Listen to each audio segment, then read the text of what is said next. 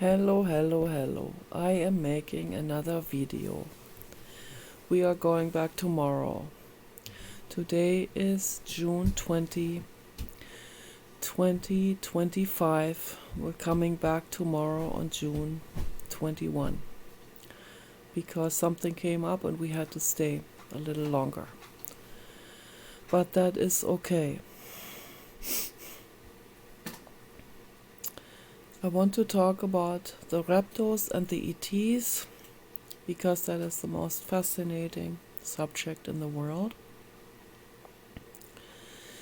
We need total disclosure of all historic events. This is what we need. I don't know if that's going to happen, but that is what we need. We all need that. We all need that for our psychological well-being, okay? Not just because we are addicted to that kind of stuff or like because it causes adrenaline rush or something, but we need to know about our origin. We need to know what's in our DNA. We need to know how the Homo sapiens, that's the modern human species, how that came about. Okay, why was there a sudden burst in IQ and brain mass? Okay, very sudden. So in the past, I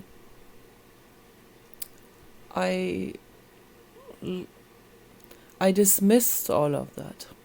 You know, in the past, I would dismiss all of these things as fundamental Christian belief systems. Okay. I thought, oh, that's just something they made up to confirm their religion and all of these things that are in the religion. And I had no idea in the past that there are so-called mythological historic events in the Bible and in other scriptures, in scriptures all around the globe from many different religions and different philosophical groups and Gnostic groups and so on. Many different ancient scriptures that are usually religious, but they could also be just belonging to certain schools and certain orders, as they call them. The Order of the Essene, for example, so which is apparently the philosophy school that Jesus Christ was part of. He didn't invent it. It was there before him, but he grew up in this school and contributed a great deal of wisdom and books to that philosophical school. It was not a religious order, it was a philosophical school. Essenes, which probably has to do with the word essence, but I'm guessing on this, but I think it does have to do with that. So the essence of existence, the essence of the meaning of life. So that is what they were talking about all the time. And they also studied ancient scriptures and from different groups, religions and philosophical groups. And from what I heard, I don't know if all of this is true. I'm just going by what people told, that they had some artifacts from very, very ancient times, long before them, dating back thousands and thousands of years before our species ever started to have any kind of technology.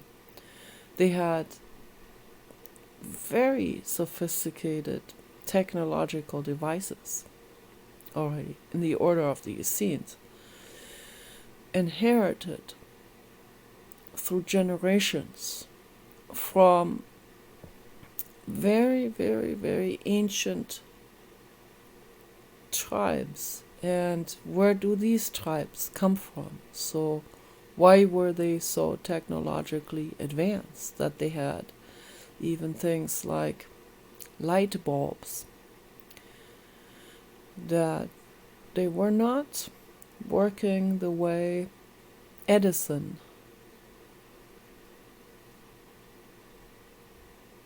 came up with the light bulb. They were more like what Nikola Tesla was inventing, long before Nikola Tesla. So where did all of this information come from? Where did this technology come from? Who came up with this?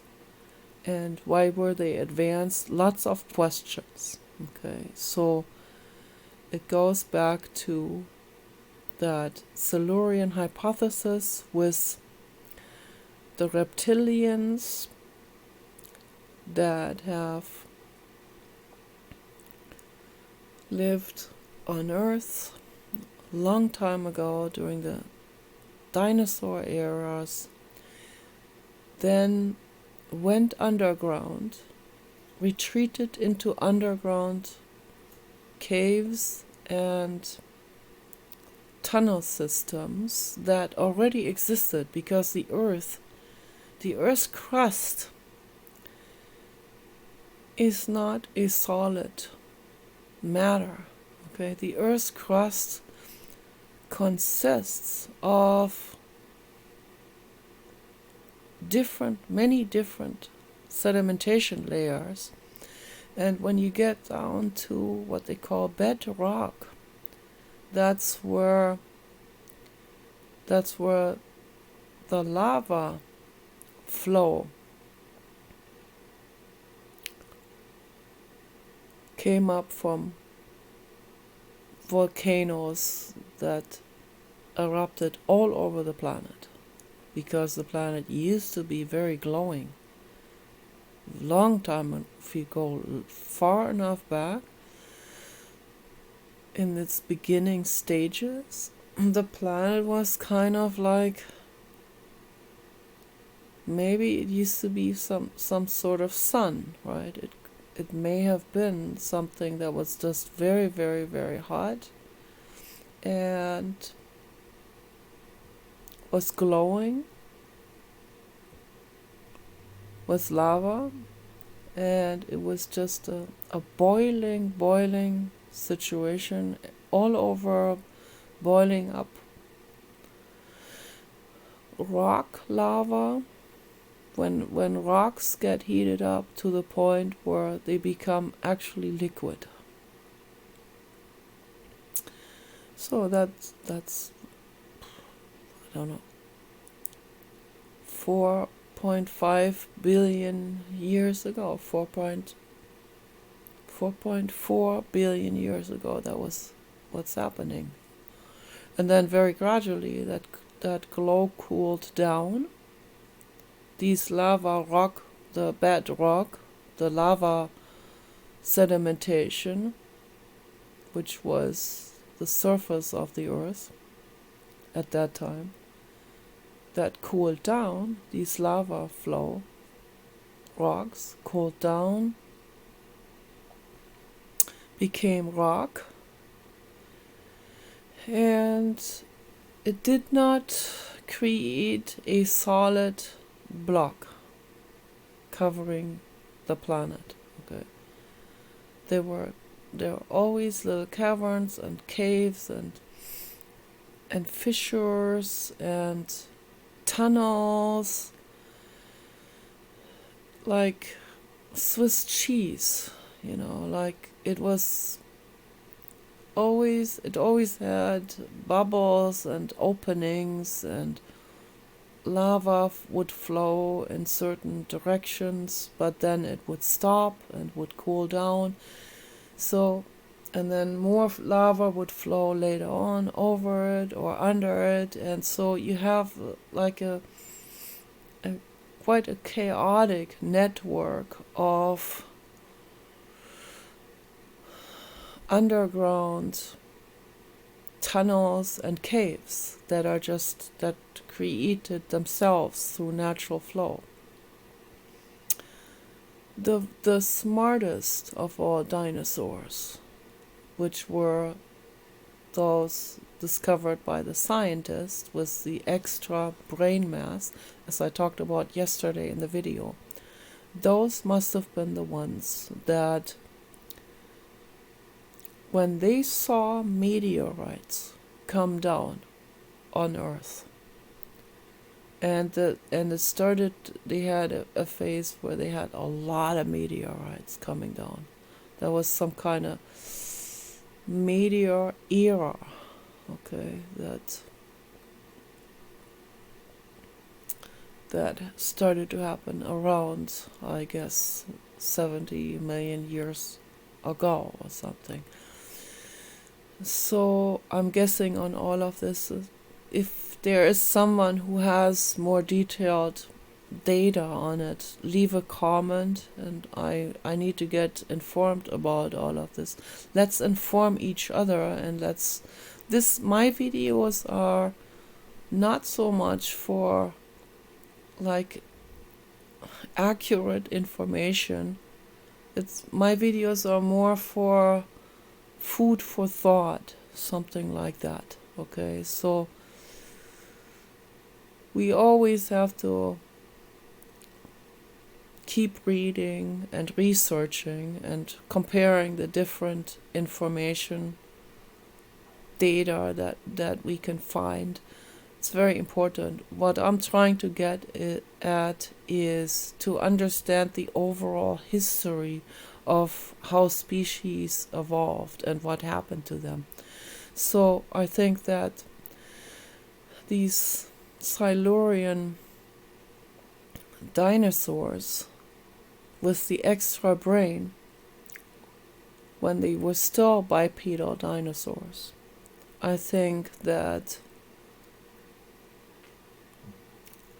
at some point they knew how to get away from those meteorites that were coming down. They knew this was not good. This was not a good sign. Okay, they could extrapolate. They had that brain power. They could extrapolate into the future when they see, oh, this is picking up. This is getting worse. How worse is it gonna get? Right? So they were already thinking into the future. They had this abstract way of thinking with spindle cells and everything. So I'm absolutely sure of that. So because of that, they were able to plan into the future, and they were able to think about different ways on how to escape upcoming meteorites and comets that would be hailing down from the cosmos. So they figured it out. They went into caves and they found tunnels. They would climb into those tunnels and they would explore all of this. So they're also very curious and very interested in all of this. They are climbing around in there. They have strong legs. The arms in the beginning, like I said, they were like a Contagon arms. But they started to grow longer because the ones with the longer arms then had an advantage also in terms of picking up something from the ground and keeping it and storing it. So with longer arms and the 5-finger hand, they had an advantage, and they were able to create things, build something even. And also for self-defense, who knows, when they even started to create something like bow and arrow. Those dinosaurs I'm talking about, like a long time ago, before they became a technological species. So they went through all of those stages that also humans have gone through. Okay, so same thing with nomadic tribes, then with agriculture, tool making, weapon making. They had created tribes. They went against each other. The whole thing, okay? And apparently these species are even more intense in terms of vigilance, and in terms of distrust, in terms of warrior-like behavior. So that's what seems to be, with a slit pupil from the reptilians, which I think all the reptilians have the slit vertical pupil. And I used to paint those when I was a child, and I have no idea why I painted those. That's another thing that is very interesting. Before I saw that draconian, before 11, before I saw this reptilian man standing in the bathroom of the hotel that we were staying at. Hotel room bathroom. I go in the bathroom, I turn the light on, and leaning over the toilet was this reptilian man. I am not making this up. I'm not the kind of person that makes up stories. I am definitely not. I've dismissed this my whole life as a hallucination, until I found the books by David Icke. And even then, I dismissed my stuff as a hallucination and the stuff from David Icke as well. Okay, so David Icke's books have not changed my mind at all. Not at all. I laughed about this. I thought that was hysterical and sensational, and I brush it off and then I accuse David Icke of not offering any solutions, so just complaining with sensationalism. That's what I thought he was, until I hear more and more and more and more and more bits and pieces that come from very different sources. If it's only coming from one source, you can easily brush it off and say, oh, this is just one hysterical person. But then I hear from more and more and more sources, and then I think, wow, maybe David Icke is right, right? I mean, so it came to him through an angel that was appearing to him in the quantum realm,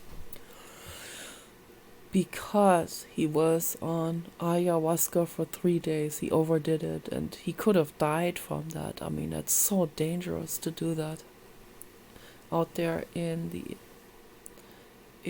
Mesoamerica. I believe it was in Machu Picchu, where he had this ayahuasca experience. And whatever David Icke does, he'll do it. He'll really do it excessively and dangerously. So bordering total, I mean, like really exploring things to the absolute limits. That's what David Icke does. And some people are like this, and I can't. News on YouTube. I can't denounce them for that or say, oh, that's wrong, or this is neither wrong or right. It's just something these people do, and it's okay. And I respect David Icke. When I was a child, I saw David Icke run across the soccer meadows in England.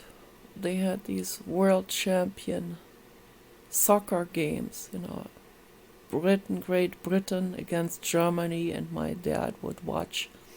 And we were all made to watch, whether we wanted to or not. And whenever someone said, "There's David Icke," my face lit up when I was a child.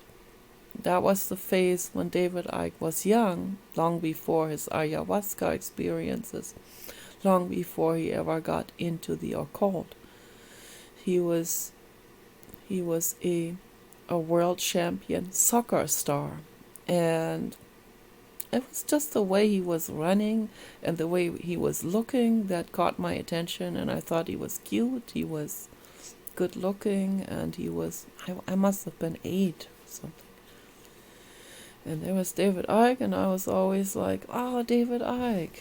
I didn't know him, but I thought he is cute.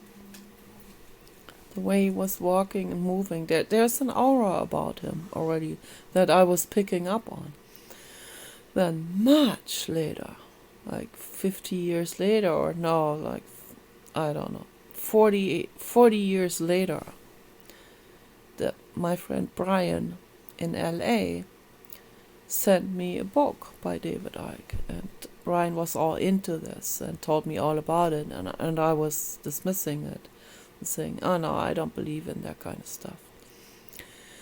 I was an atheist at that time, but I wasn't argumentative or anything, because I didn't see anything fundamentalist or tyrannical coming from that or from Brian. So whenever people are peaceful and not tyrannical, then I have no problem with any of their beliefs, anyone's belief system, as long as they're peaceful and they don't hurt anyone. I have no problem with it.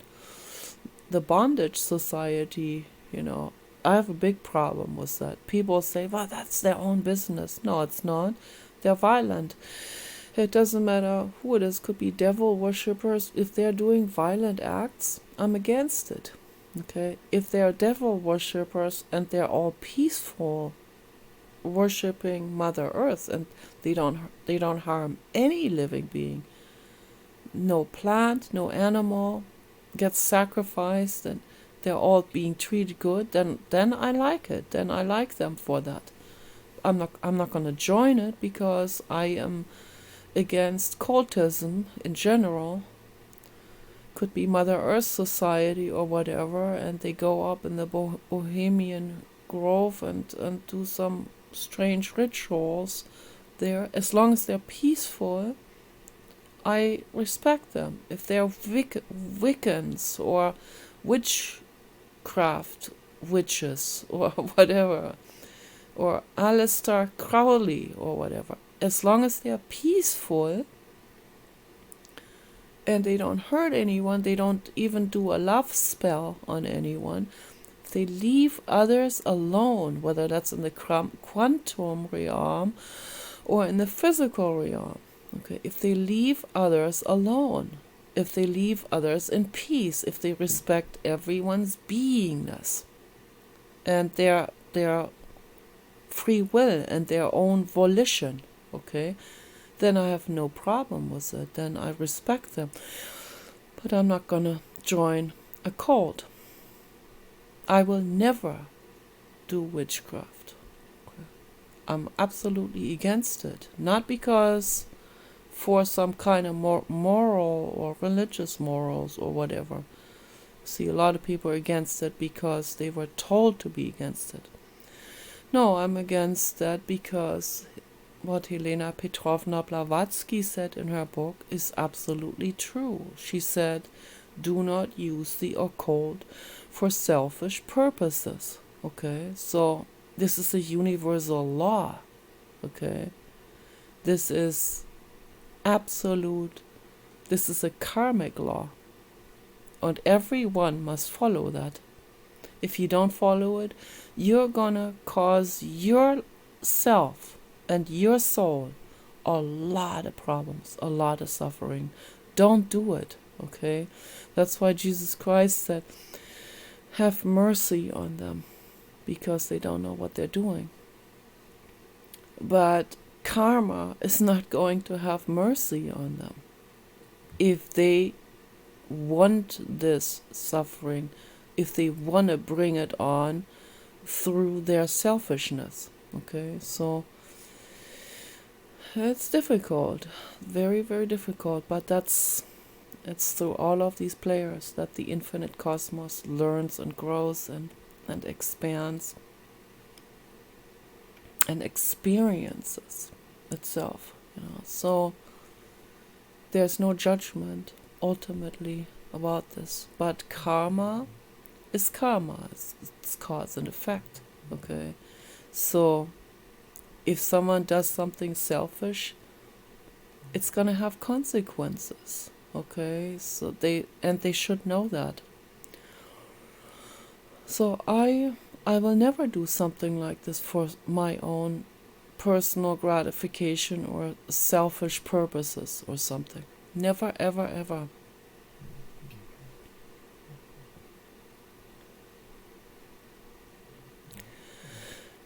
But I always sway off the subject. But it's okay, because all of these side notes are very important as well.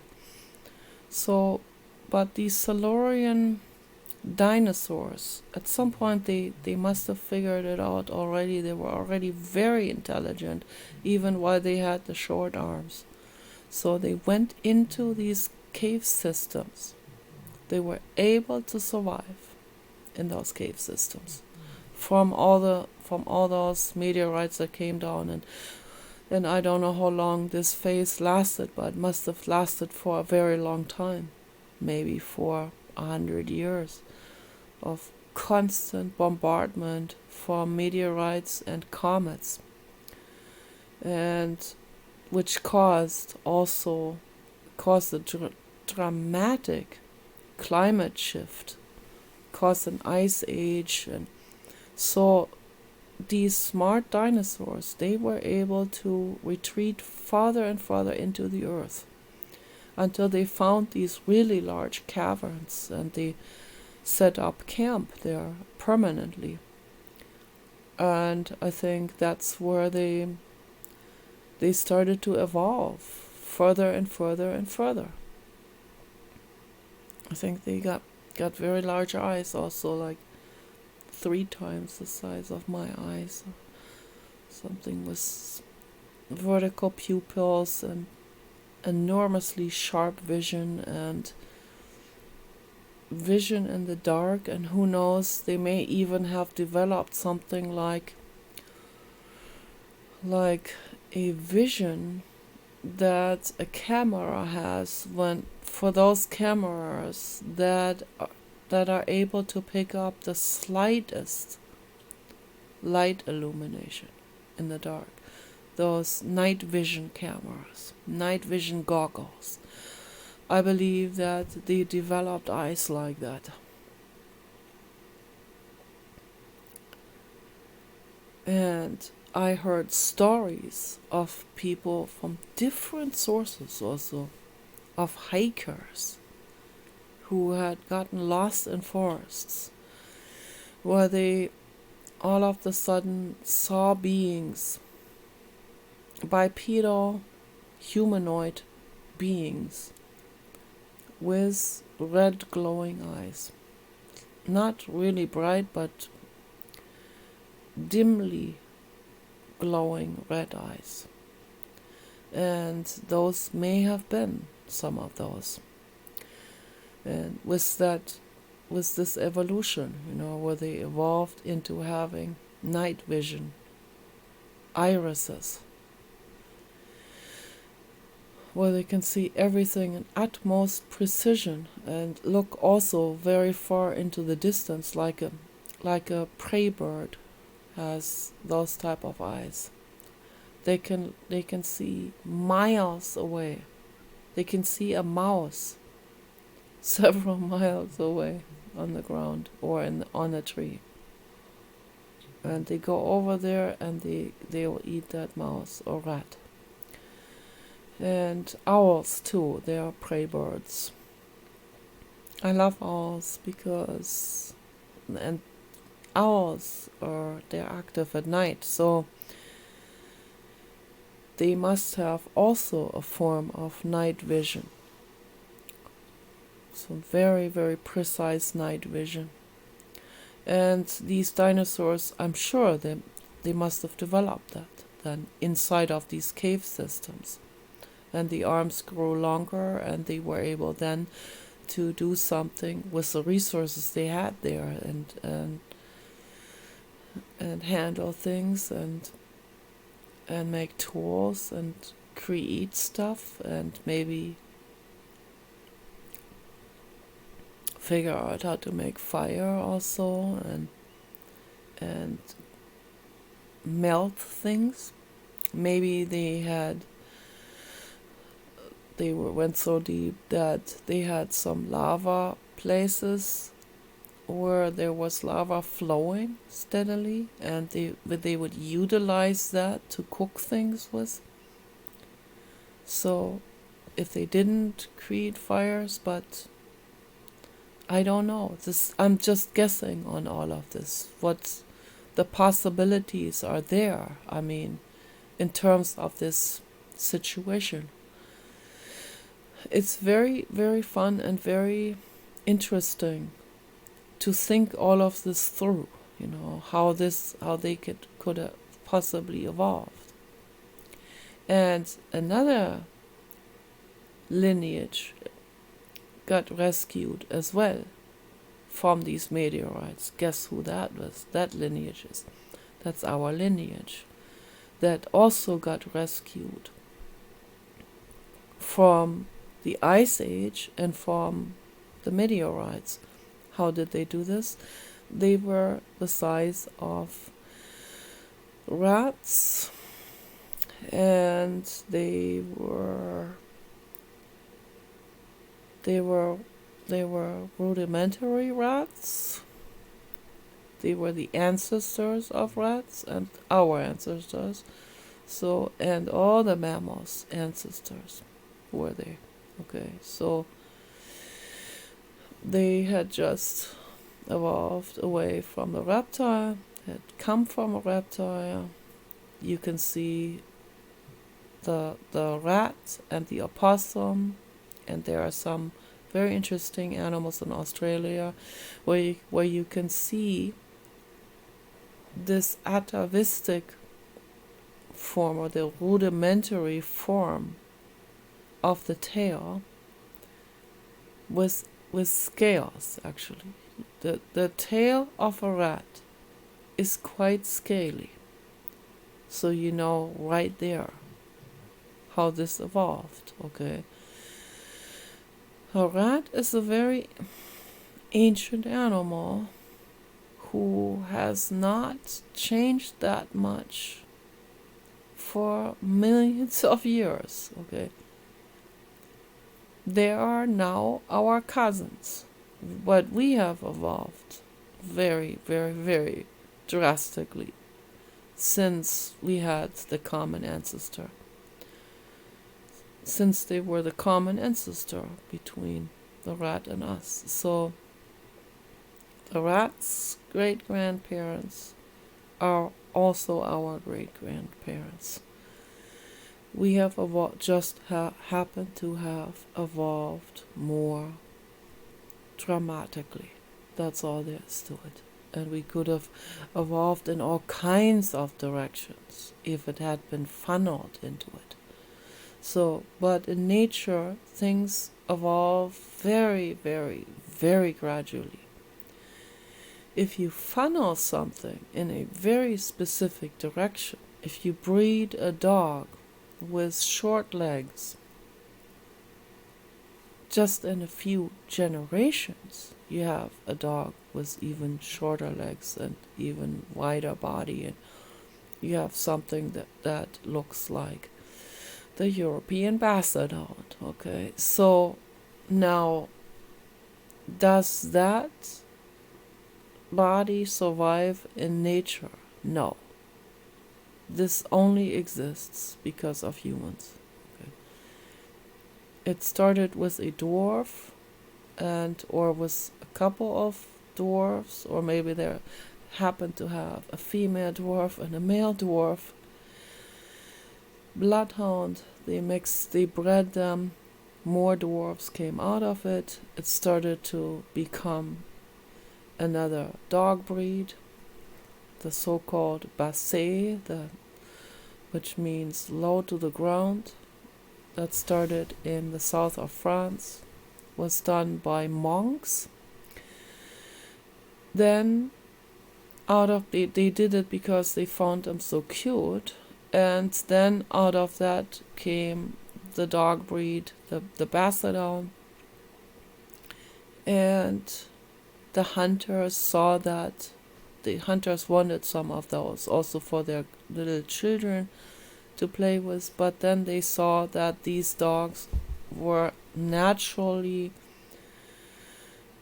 smelling everything, and they would be just like the bloodhounds that they come from, and they would be with the long ears, that the ears trace the scent into their nostrils even more.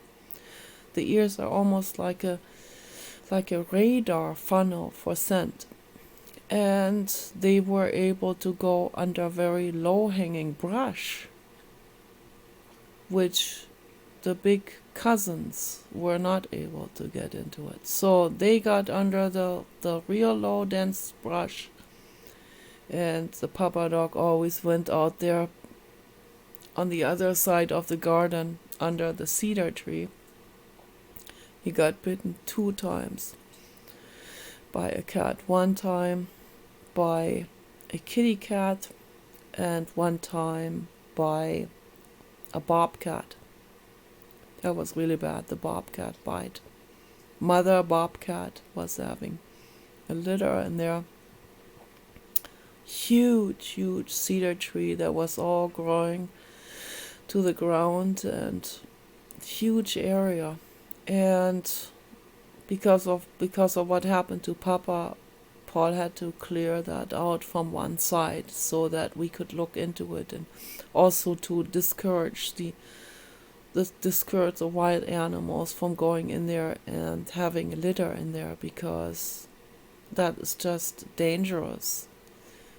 Not for them, but for our babies. We don't want our puppies to go in there and get in danger. And what Papa endured in there, that was bad. But I put bentonite clay on it once I saw the wound. I put a big pack of bentonite clay on it that healed it up. That was quite amazing.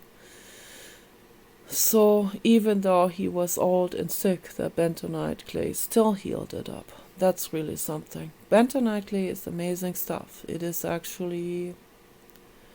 stardust and a mix of water and lava flow. That's what created this particular sedimentation. Sodium bentonite clay. It's miraculous stuff. It really is. So I'm always getting sidetracked, but it's all important, very, very important information.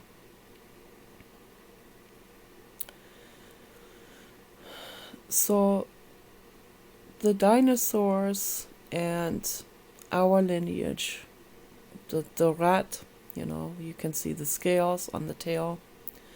So those retreated into the cave system, and I am certain that the dinosaurs that were as large as an ostrich and with a big fat head and neck and body and face, very agile, not clumsy, sort of like an ostrich, so very agile, more like a rat, more like a cat actually. And so then they grew longer arms, and I am sure that they ate those the rudimentary early mammals, our ancestors, that they ate those. But they were, since the rudimentary mammals on our lineage were, since they were about the size of a rat, they were able to hide themselves from those dinosaurs. And that this is also why we have fear of monsters. Okay, it doesn't come from nowhere. Okay, we have Jungian type of archetypical fear, primal fear, primordial ancestor, ancient, embedded fear in our DNA of monsters. It comes from that era, okay? Believe it or not, it's passed on all the way through. So that's where all these horror movies come from. They really come from this essential, from this primordial fear, the fear, existential, life-threatening fear of those early smart dinosaurs that lived with the rats together in the cave system. Okay, so that's what I'm guessing, and that makes a lot of sense. So we evolved, and they evolved. We evolved parallel. They were much more evolved than we were, of course. They're like 200 million years more evolved than us. So you can imagine what an advantage they already have than over the human species. And it seems like maybe they even cultivated some of those rats, right? And who knows? Maybe they bred them like an agriculture animal in the cave system. There's no telling what may have come out of this. And I wanted to talk about it yesterday, but I was talking about so many things at the same time. This very primitive cave system in Turkey, in Göbekli Tepe, that is the Potbelly Mountain, okay, and it's a mountain I'm not sure if this mountain is natural or maybe an artifact, but what's very interesting is that there's no end to the tunnel system. So what I think happened is that they dug deep from another side of Turkey or maybe even Iran, that they dug into the ground, or they retreated into the cave system and created a very, very elaborate cave system. They used the already existing caverns and then made them wider and formed them to their needs. They created underground freeways, and at some point I think that they probably had a prison system, sort of, where the ones that were not behaving right, or the ones that were kind of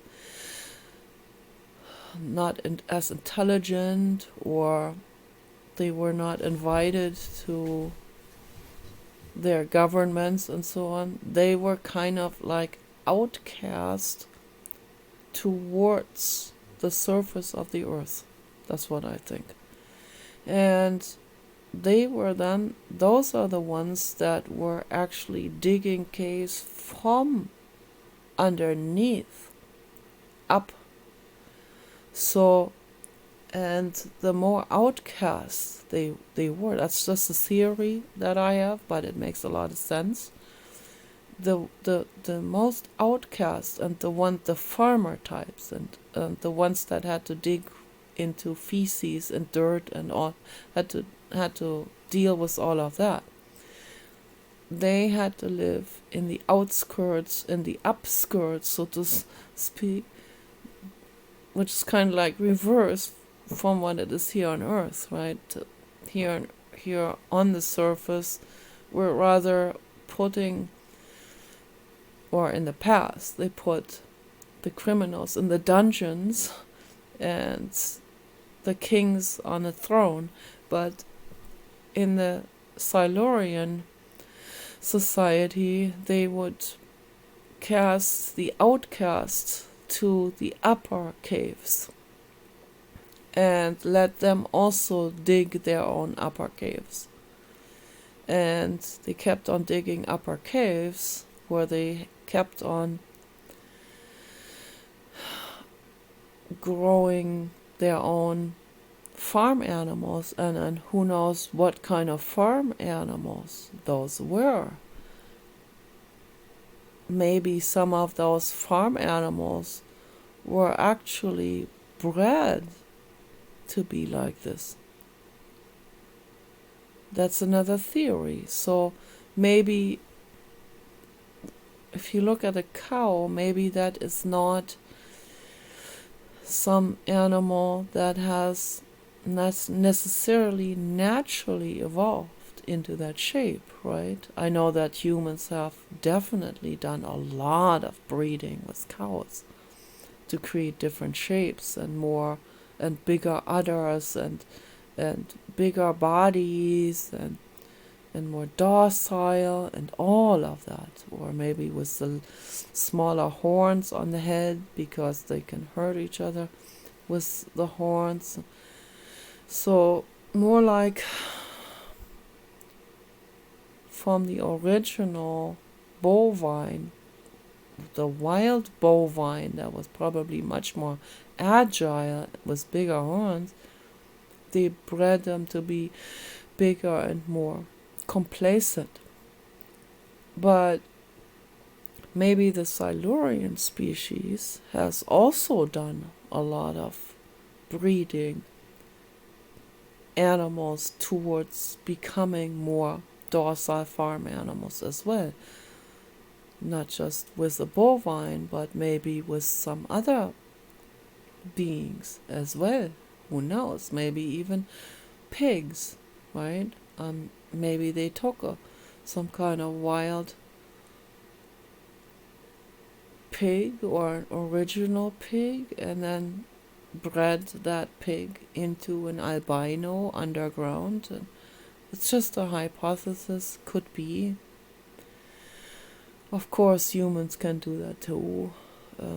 This can be done in a relatively rapid sequence, while in nature, in this chaos of entropy, where there are many different factors, so many different factors playing into the shaping of a species, where whatever is an advantage will be passed on, because those are the ones that survive, obviously. So that's a much slower process, because then there are many other things that play into it, and many other variables that have an influence on the development of a species.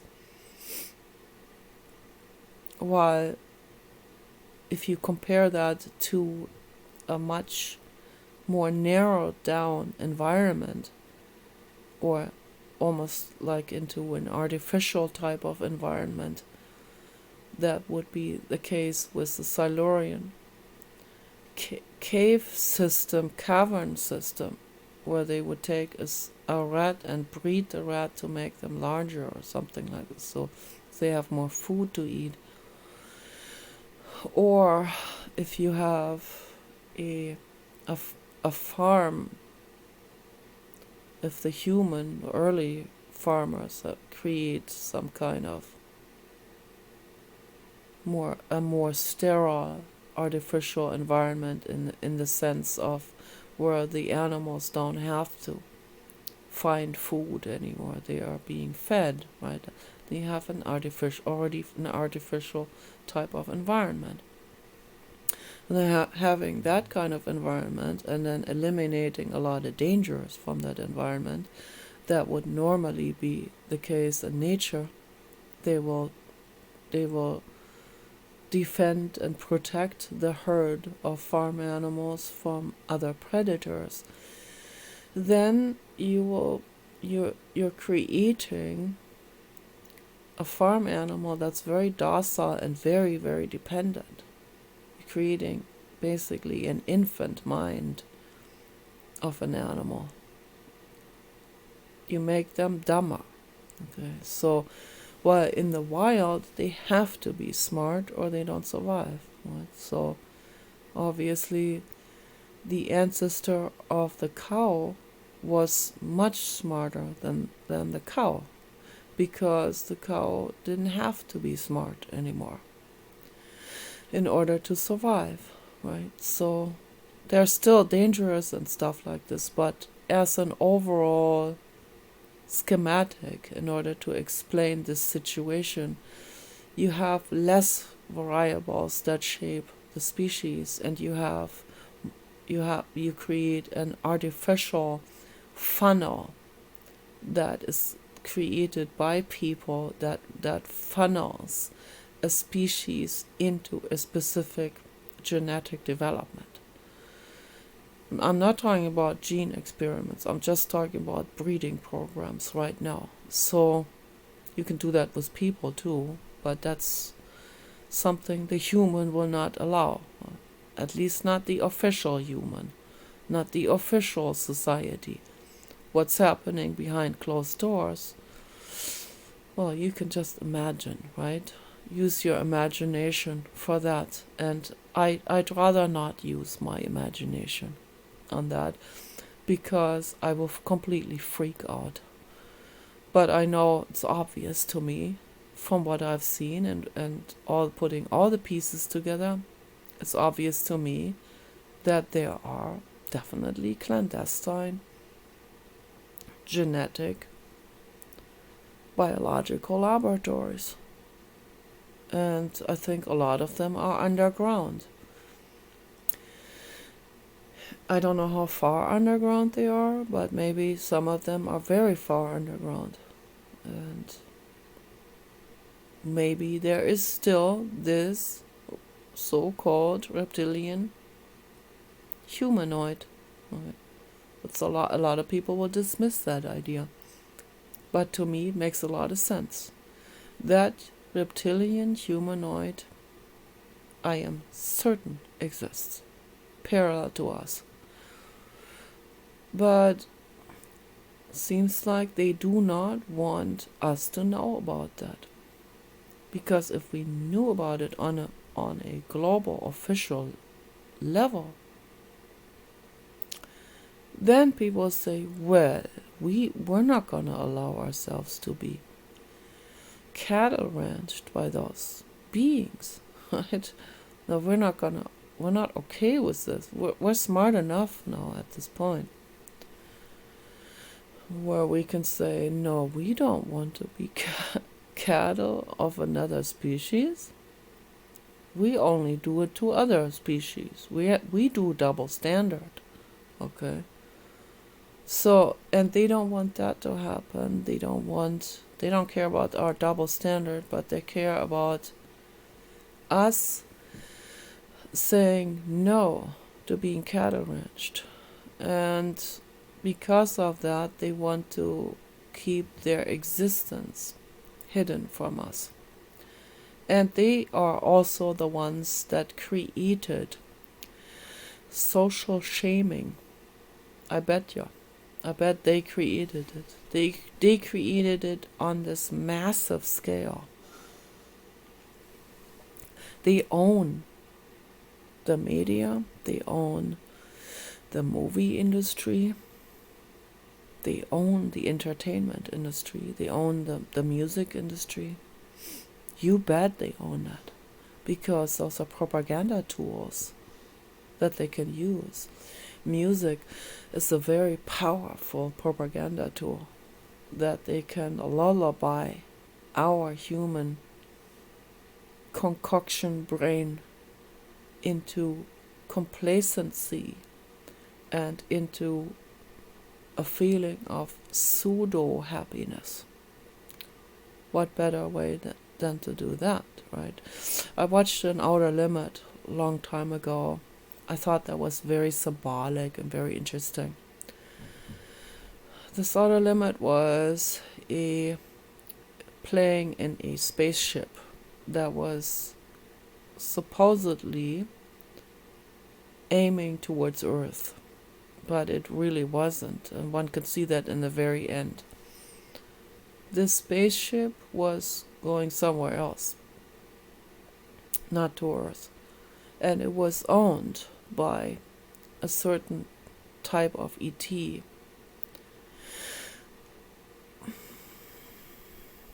I don't know exactly know if I recall this correctly, but I don't know whether the ET was there or the ET was found on another planet that they happened to stop by. Not like the movie Alien, but kind of like in that direction. It was an Outer Limit. And it had a very specific message here. And the message was, and they've done 2 of those very, very similar ones. I'll get to this in a moment, but I think it's very interesting. Great, whoever made these films is great, could have been the same person even. These 2 different Outer Limits. And so the one in the spaceship, there were people, humans, and then they must have caught something. They caught some kind of ET that attached itself onto their heads, kind of like octopus-like, attached itself onto the head, and knew exactly how to manipulate the entire central and cortical nervous system and create a vision and create basically like a cyber reality in their heads without the person even realizing it. So the person apparently didn't even know they had that thing attached to the head. And they were flying in a spaceship, and they thought they were flying towards Earth, but they were not. And these ETs, they were feeding on their brains. And while they were feeding on the brains, they were making these people think that they were actually getting closer and closer to Earth. And then before they got to start to land, they were set back to an earlier time, just all in imagination, like a headset reality, set back to an earlier time where they were far away and coming closer and closer, and the person would continue to say, I can see the Earth, we are getting closer, oh, hope is all coming up, hope, and then with the hope, this adrenaline rush, and the ET was feeding on all of that. And then every time they would get real close, where they would get into landing, they were in their heads set back to an earlier time. where they would just barely see the Earth, and then they would say again, I see the Earth now, we're getting close, and I get to see my family. And this is going on endlessly, indefinitely, and going on and on and on until that organism, the human, dies eventually. And then they all do it to others. So it's a parasitic type of entity. And then I watched another one, which very good, very, very symbolic also, for all kinds of situations. Because nature, if you want to call it nature, the overall situation in the infinite cosmos, nature in the infinite cosmos, in a much wider sense. Nature is completely chaotic. It's also what Stephen Hawking said. It's total chaos. And there can be parasitic entities that are running things, and the other ones don't even know. And I think this is very much symbolic for what is happening here on Earth with those reptiles. The reptiles are able to shapeshift. They can not only do what's called mimicry in nature, or camouflage. They probably started out with that ability, like a chameleon. They very much start, and you already see it in those reptiles. So you just take that couple of steps further, okay? You see the ability of a chameleon. Here on land, you have a bunch of those things in the ocean. You have octopus species that are completely camouflaging themselves. This is all survival of the fittest. And if you see this happening on land in a reptile, then you can clearly see, oh, now this has evolved as a form of survival, obviously. They can literally become the tree that they're sitting on, okay? With the skin formation, they create a bark-looking skin with the same texture and surface and everything, and the ridges and the colors and so on.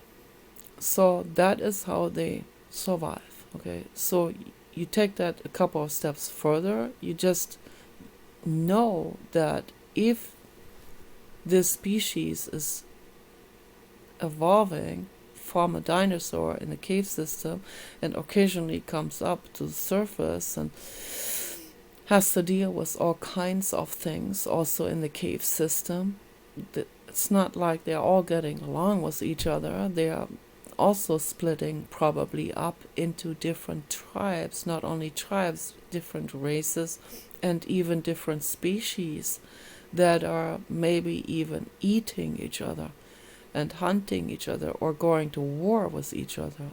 It's just, you can just imagine what a flora and fauna is happening inside of the earth with that, okay? And for a very long time, which we have never even gotten a glimpse of. We've gotten some ideas, but not even seen it, okay, on this scale. So, because I think most of us wouldn't even be able to sustain going so far down into the earth. I don't know, who knows, it might be 100 degrees. And they can handle it, and with a lot of sulfur gases. Sulfur is good for us, but not like where you have to live in an environment of sulfur gases, and that's all you breathe in. You're not going to live very long, obviously. You have to have the oxygen from trees to sustain your life. That's how we evolved. They evolved differently. So with that different environment, there comes different adaptations, and then specific advantages between the tribes going to war with each other, where they have to become more able to camouflage themselves. So of course they all start to camouflage them. The ones that camouflage themselves like a chameleon, and I mean physically, they all have an advantage. Then people will also start to camouflage themselves psychologically. That's another subject, but that's equally interesting and important to discuss, which I talk about usually in almost all of my videos. I talk about these types of in-depth psychological matters. Not just camouflage, of course, but that's one of those subjects, or certain adaptation forms of psychology, like anosognosia, for example. These are all adaptation forms in the brain. My mother had that going very strongly. Stockholm syndrome is something that ties in with that anosognosia, where they really fall in love with the person that holds them captive. It's a survival strategy. The ones that didn't survive, the ones that didn't do it, were beaten up or even killed. Yeah, so it's the Buddha as an evolutionary outcome. So, but in the cave system, physical things started happening. Physical adaptations. And then you go from camouflage, you take that another couple of steps further, and they develop night vision ability. They develop an ability where they create a skin surface that is mimicking the ability of those invisible mirrors that the Chinese have come up with. So they go from there to there, right? So then they're still made out of matter, but they become very, very, very well disguised. And that may not be enough, because then the opposition may have developed some kind of vision or some kind of technology that sees them anyway. So then the only ones then from the other tribe that will survive are the ones that actually develop skills on making themselves invisible in a psychological way. And that's where the book by Marlo Morgan ties into it. She wrote about her journey with Aborigines through the outback of Australia, going basically from one end of Australia across the entire desert, coming back towards the ocean on the other side. That's what she did. Blistered up her whole body, her foot soles, raw meat, eaten by flies, and unbelievable what this woman went through.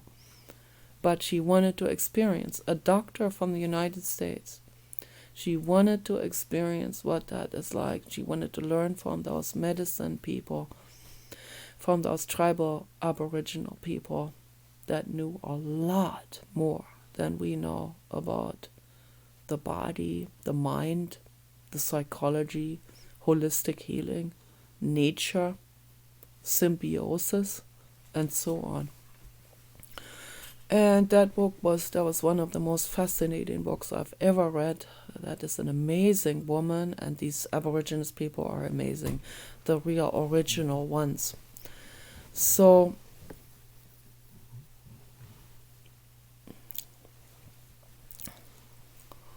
can you go outside because I'm still making a video? Is that possible? Or do I have to turn the video off now? I'll talk about this another time. So